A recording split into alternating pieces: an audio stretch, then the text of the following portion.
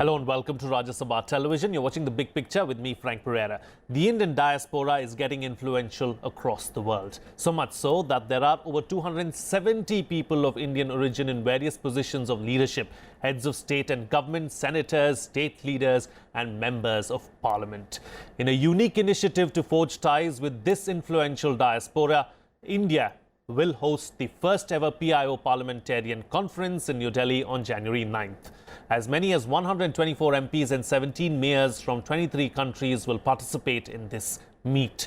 Guyana is sending the largest delegation of 20 MPs and 3 mayors, followed by Trinidad and Tobago, United Kingdom and Mauritius. Despite a rise in members of Indians in state governments and even the Senate and Congress in the US, it is sending only 2 delegates. This, the Ministry of External Affairs explained, was because the Senate is in session in the United States. On this special edition of The Big Picture, I have with me 4 such PIO parliamentarians. It is my pleasure to welcome on the program today Omie Singh, MP, South African Parliament; Niklaus Gugger, MP, Switzerland; Swarup Mishra, MP, Kenya; and Ranvir Singh Suri, Member of the House of Lords. Thank you, gentlemen, for joining me on this edition of The Big Picture, and welcome.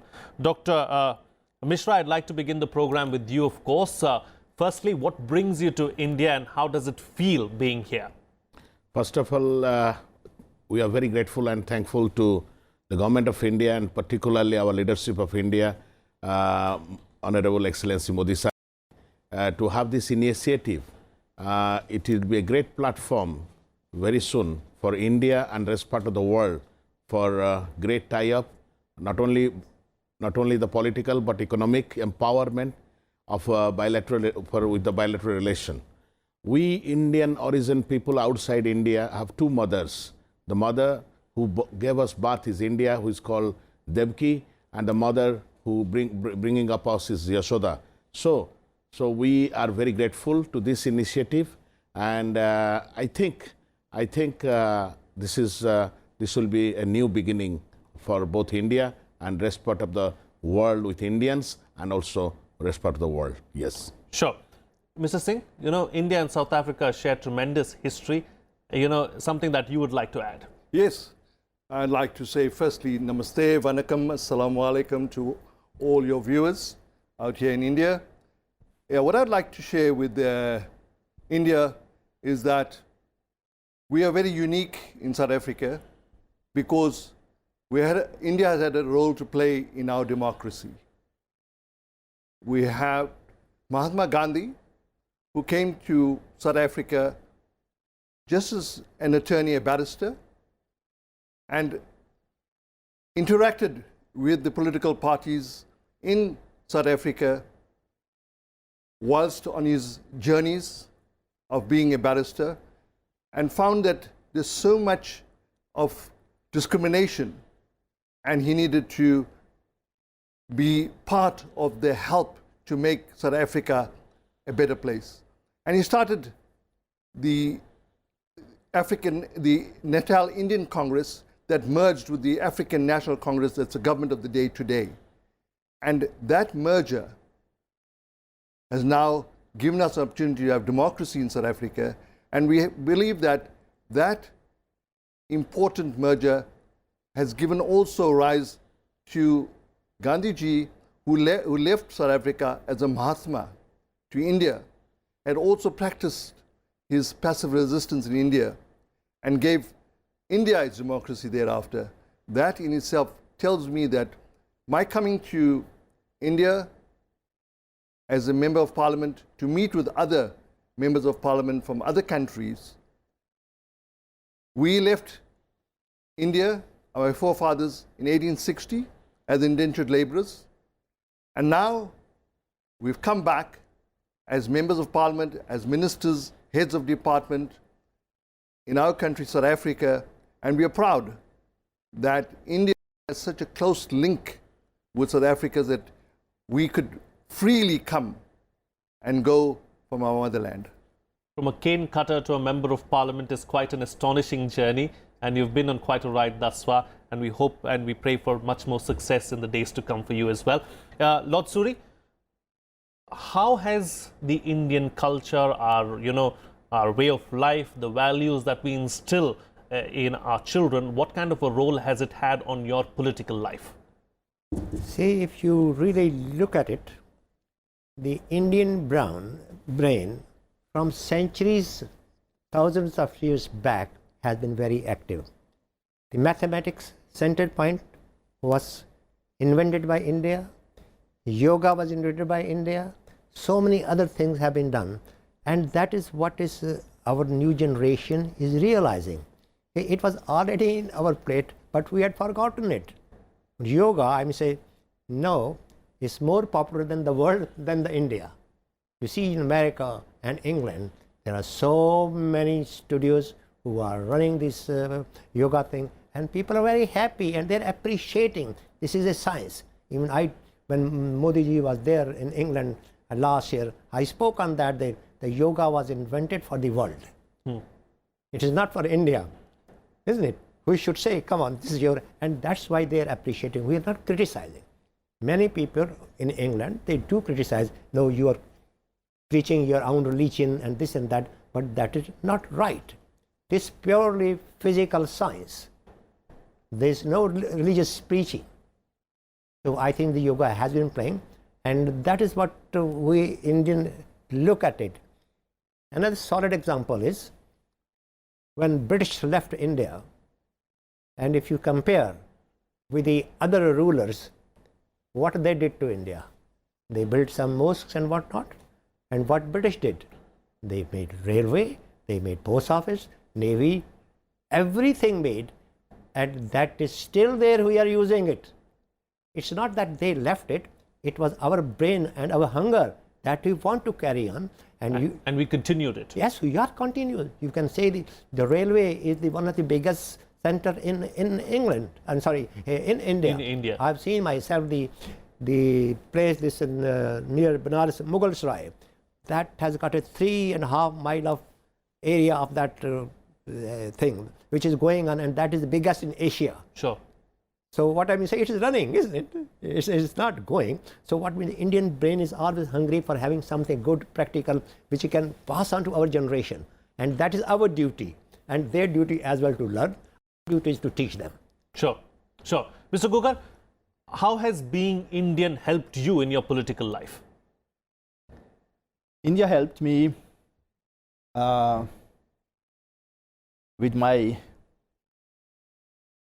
mind, with my life, because I grew up in Switzerland. And first, to begin, let me thank the Indian government for organizing this conference and this platform, single platform. I grew up only 4 years here in India, then I grew up in Switzerland. So I have a little bit a special story because I was adopted by a Swiss couple. So I think my roots, they helped me because my parents, they plant in me the proudness to be an Indian. And so with these two parts in my life, I'm a go-between. I feel my roots, and you ask me what helped me. I think the roots from India. Genes. Yes, genes. They made me strong. Sure, sure. All right, we'll continue talking about that, but let's talk about something else now and take the discussion forward. You know, Dr. Mishra, what is it that you want to take away from this conference, and how do you believe that this conference is going to help the Indian diaspora going forward? Thank you. Now, Kenya is the younger sister of India by 16 years from the independence, as far as concerned, from the Commonwealth, as a Commonwealth country. Now, we have lot to do between India and Kenya. As we know that Indian community in Kenya, though I am 20 years old in Kenya, but I know that it has a great role in the economic development of Kenya. What we want in the field of health, education, sports and games, and technology, and particularly transfer of technology, we will encourage from India. And because I will give an example of health, what India was from 85 to 94, Kenya is in the similar situation today in position for East and Central Africa. for 500 million people of 27 countries of Africa, because Kenya is now in the position of the head and the destination of medical tourism and travels, as what India is doing today all over the world. So we are following India as our footstep, as our role model, number one. Number two, technology transfer. We want to transfer the brain of India to practice in Kenya as doctors, as engineers, so which is already ongoing. Now also bilaterally we can bring sports and games. As you know, Kenya is a great country in the nation in the world for the athletics, particularly in the long run, long distance running and so on and so forth. So we want to coach our great players to be in a Kenyan, by Kenyan coach. That also we want to bring up. So there are so many fields we are Greater going to... synergy in all these, in all these sectors is what you're suggesting, and sports being one of them too. Yes, sure. yes. Sports and technology is what your key specific focus is going to be. Yeah. Mr. Singh, what are the specifics as far as you are concerned? Well, the specific for me is that prior to democracy, we were not even allowed to travel to India. If we traveled to India, we were blacklisted. And we couldn't even get our prayer goods like Havan Samagri and items that we in the Indian community needed most to prepare food and prayer. The economy of India is growing, and by us being here as members of parliament, we could take back the kind of issues that are good, and we're able to help our countries that we're coming from to develop. South Africa is a developing country. We're only now 24 years in a democracy. We're very young, we are a baby, we are fledgling. We need to have an understanding of other countries and how they're developing. And this conference is going to give us that kind of information and background of how other countries have developed.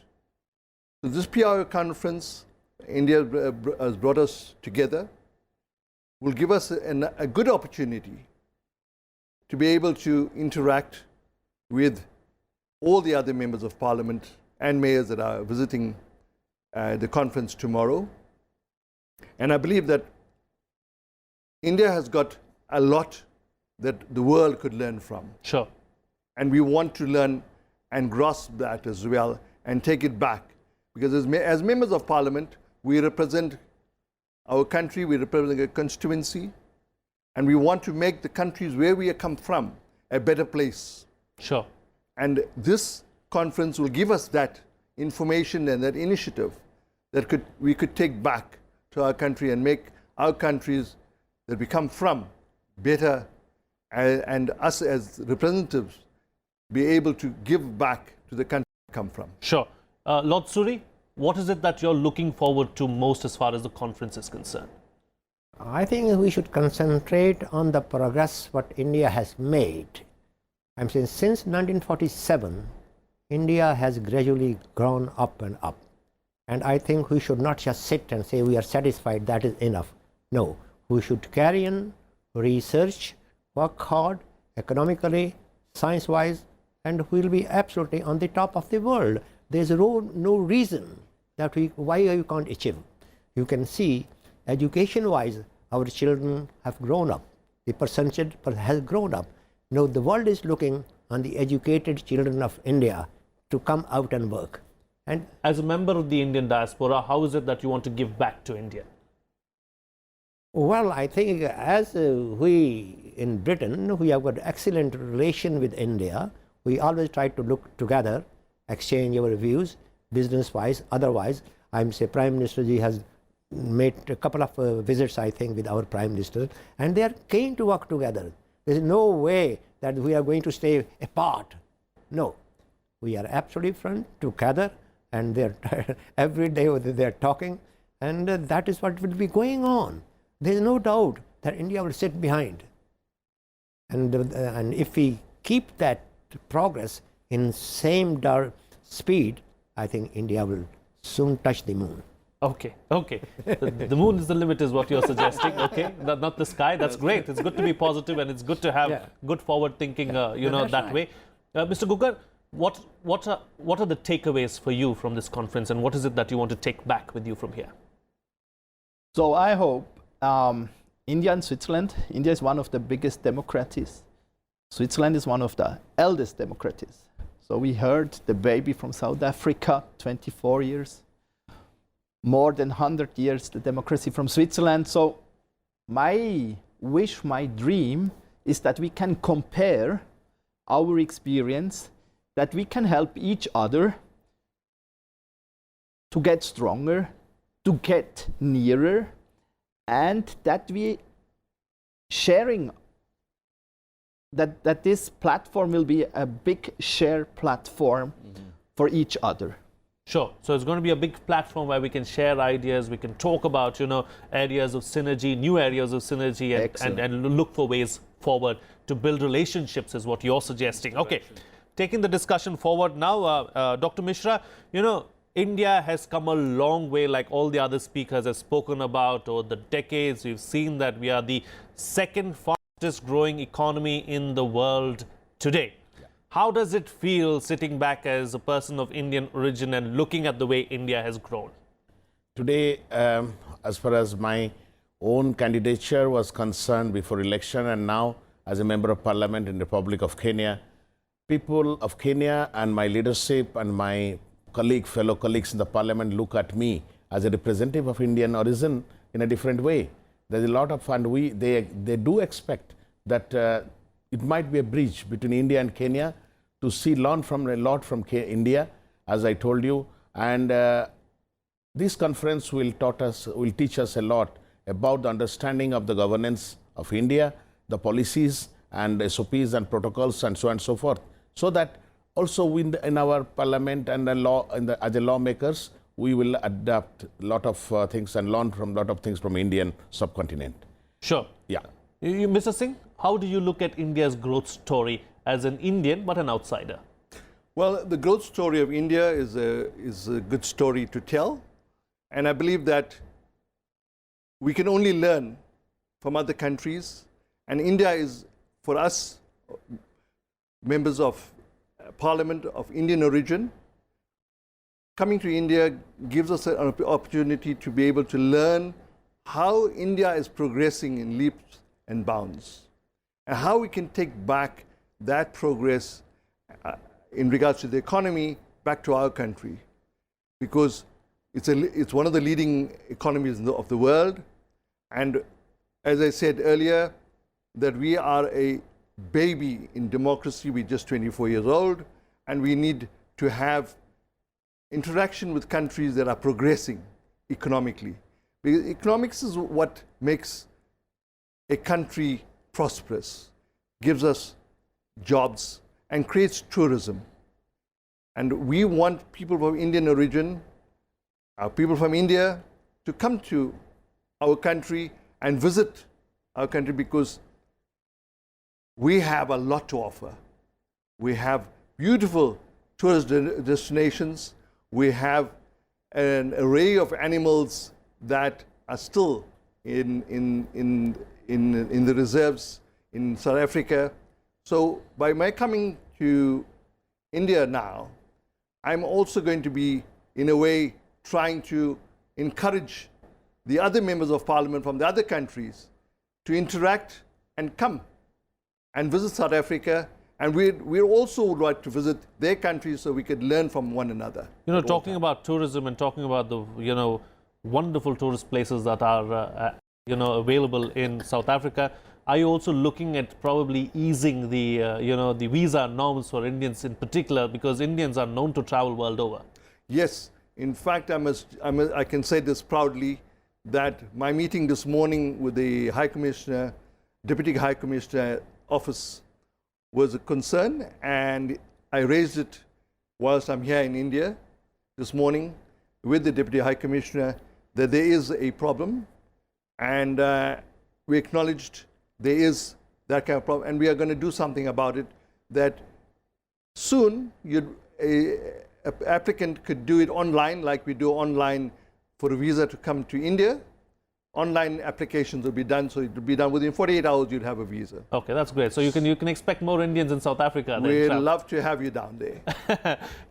Let's talk about another aspect, Lord Suri. After the Arab Spring, we saw the kind of turmoil in the Middle East. The war in Yemen, in Syria, and everywhere else. The way the Indian government reacted immediately and brought several of those Indians stranded there, especially from Yemen and some of the other countries. How did you feel when that happened? Well, the Indian government has to protect her citizens, whatever it may be. I was there in Israel last year on a Delhi with delegation, and I was comparing with India and Arab countries and Israel. Israel has done wonderfully good. Even India has got some giant, I think, on the agriculture, some vegetables and fruit they have given to Israel. And they are going there. And I think India also yesterday signed some contract, I think, for other armed forces. So what I'm saying, if Israel can 70 years' time can really grow, and they are trying to become a power in the world, why can't India? There's no reason. We are mentally strong, we are physically strong, we are united each other and should look after the India, and India will grow. I do not have any doubt. Our youngsters, they know that we want our country to be. If a country is up, they are up. They can say, yes, that's our country, we belong to this country. So why not? We should not ever doubt that India is not going to progress. It will progress. Sure, India will progress is something that you stressed on, and we hope that will happen. Yes, it will happen, yes, of course. Yes. We are moving in that direction. We are moving in that direction. That's why you're here. Mr. Gugger, talking about tourism, we know Swiss are alluring. Everyone wants to go there. Everyone wants to see the place. As far as, the Schengen visa is concerned, of course, you can't do much about it. But is there something that you're doing to try and attract Indian tourists maybe to Switzerland to try and see the place? Sure. This morning I had a meeting with the Swiss ambassador, and I heard that India is very happy that they get easy the visa to visit as a tourist Switzerland. So they get within 48 hours the visa all over India.